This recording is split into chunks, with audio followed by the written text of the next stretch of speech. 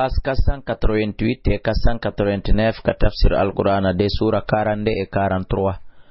وتراهم أيب يعرضون تاهب ويبت عليها إهوري يتنج خاشعين تاكو بيانكني من الدل مرد هويندك بوندكم ينظرون تاهب دار من طرف مرد سرع كسرع جيت خفين سودي ده. وقال الذين بيابن آمنوا قمدين به إن الخاسرين عندك ويتي بردو به ande ko woni perduɓe alladina ko ɓen khasiru anfusahum perduɓe hoore mum wa ahlihim perdi ɓe ngore mum nde yawmal qiyamati ñande dargal ko ɗum woni bugaɗo yitelegoy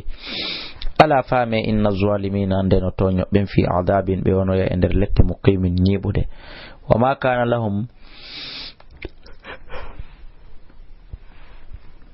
وما كان لهم ألا دالي تو على نابع لا تناكب من أولياء مرد ويلدب ينصرونهم بين ولا من دون الله كوري الله ومن يضلل الله كلو ما لمجني فما له هبان تاكم من سبيل المرد لا والبيوال استجيبوا لربكم كن يونوتي يوميمون من قبل قد يأتي أرض يوم يلاند لا مرد له توات لطرقال على ناند كير يلاند من الله مرد كالله ما لكم توالنا من ملجئني مرد تقرقال وه kada ɗiɗon yawma idin nde ñande wama lakum tawa kadi alana min nakirin immorde wallo salotoɗo wama lakum tawa alana min nakirin immorde e salagol yahugol noto noddandu ɗum fa in aradu stawini ɓe durnik fama arsalnaka andu tun hare min neliral malayim e dow maɓɓe hafizan fi yarenuɓe in alayka fawakima ilal balagu sona yettingol wa inna menen kadi ida adagna al insana si woni men meɗini neɗɗo minna e morde kamen ga rahmatan yurmede fariha biha weltorande o mantorande wan tusibum sebiɓe sayyatun bone bima qaddamat tawale ko sabu ko ɓe ardiniri kon aydihim juuɗe maɓɓe ɗen fa innal insana ande no neɗɗo o kafurun on taway ko yedduɗo ko dulluɗo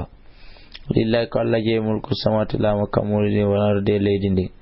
yakhluqu imo taga man yasha konko yidi tagude yahabu himo akkali man yasha wonande ɓen ɓe yidi okkude inasan ɓiɓɓe rewɓe tum wono annabi lut wa yahabu himo akkali man yasha wonande ɓen ɓe yidi okkude addukura ɓiɓɓe worɓe tum wono annabi ibrahim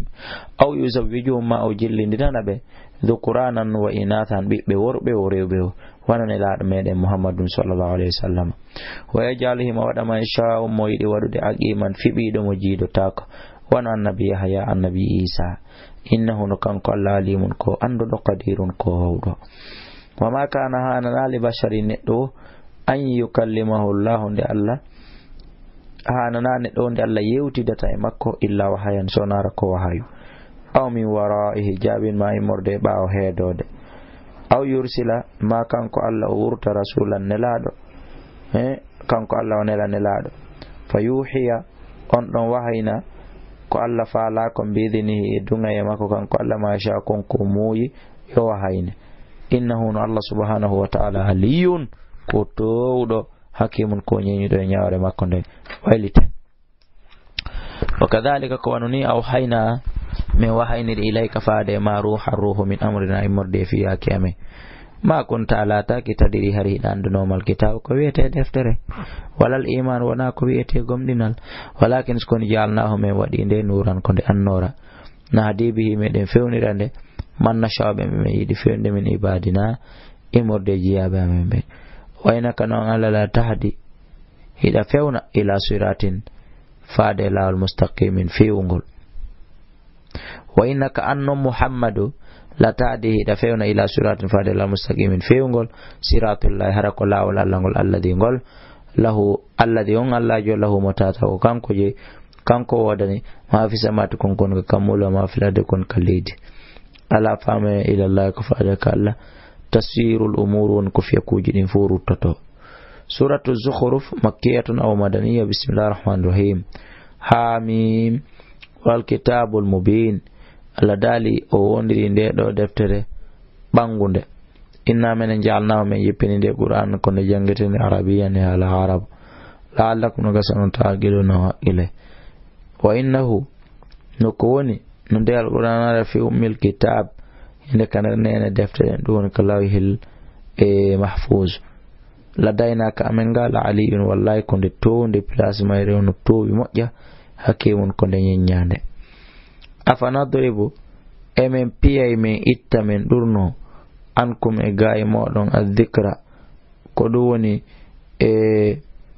waaju ngon afanadribu emen ɗurnoto min itta ankum gaye moɗon addicra waaju ngon ɗo sukkude safan ka ɗurnagol on an kuntum fi tumbayon laatiki gawman yimɓe musirfina feƴƴintimɓe bone wa kam ko jil arsalna on komin neli min nabini morde annabajo fil awwalina e nder additiɓɓe no ɗuuɗi